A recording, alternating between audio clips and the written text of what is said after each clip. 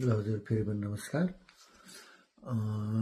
यो एयरपोर्टमा हुने भ्रष्टाचारको सम्बन्धमा मैले चाहिँ कुरा गरिरहेको हो है। त्यहाँनिर एउटा चाहिँ भिडियो थियो, त्यो सामाजिक सञ्जालमा मैले सेभ गरेर राख्नु थिएछ होइन, त्यो मैले सेभ गर्नु सकिनँ। पुलिसले चाहिँ यसरी त्यो उसमा त्यो भिडियो एक्सरे गर्ने ठाउँमा चाहिँ के गरिरहेको भन्दाखेरि यसरी मोबाइललाई चाहिँ यसरी मोबाइल हेरेर यसो गरेर चाहिँ त्यहाँनिर उ गरिरहेको चाहिँ देखिने। एकजना मान्छेले साइडबाट भिडियो बनाएर चाहिँ कसैले अरू बाहिर बिल्लीको भिजिट जानेहरूले गरेको रहेछ। त्यहाँनिर त्यो सिधा सिधी भ्रष्टाचार हो।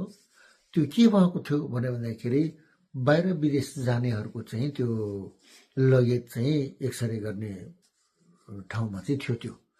अनि त्यो भित्र चाहिँ त्यो कतिजनाको चाहिँ सुन हराएको, सुन चोरी भएको, अस्ट्रेलिया जाने एउटा विद्यार्थी नानीको चाहिँ सुन चोरी भएको भनेर चाहिँ भन्ने त सामाजिक सञ्जालमा गजबले भाइरल भएको थियो होइन त। यो चाहिँ 2-3 साल अगाडिको कुरा हो।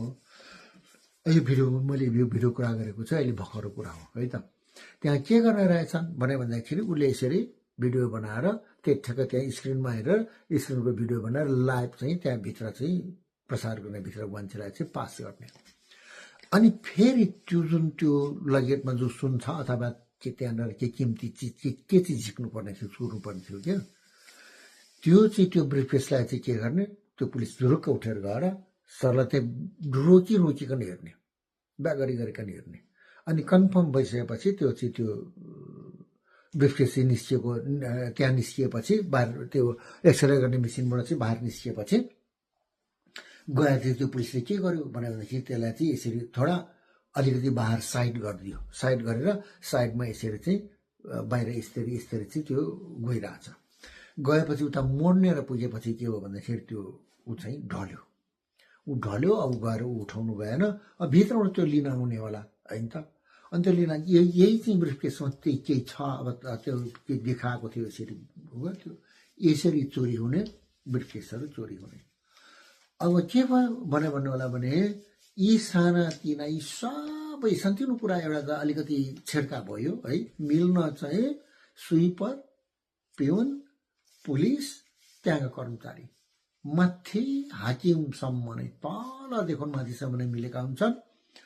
अब यो चाहिँ कसैले यस्तो सरकार आओस्, यस्तो किसिमको सरकार आओस्, 2035 सालदेखि यता त्यहाँनिर हुने स्विपर र पिउनको पनि के हुनुपर्छ, सम्पत्ति छानबिन गर्नुपर्छ। त्यहाँबाट पत्ता लागिहाल्छ कि के थियो, के भएको हो भन्ने कुरो पत्ता लागिहाल्छ।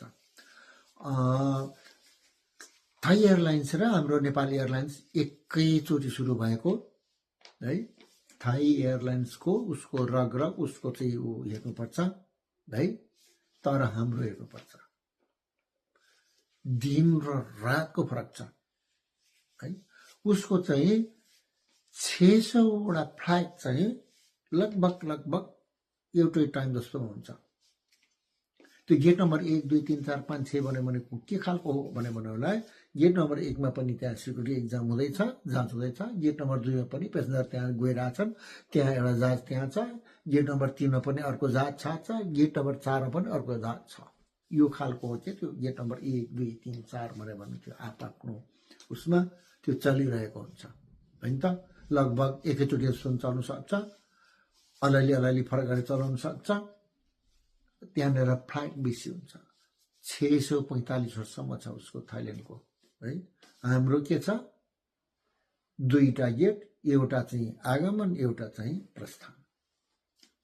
यही होइन हाम्रो गति।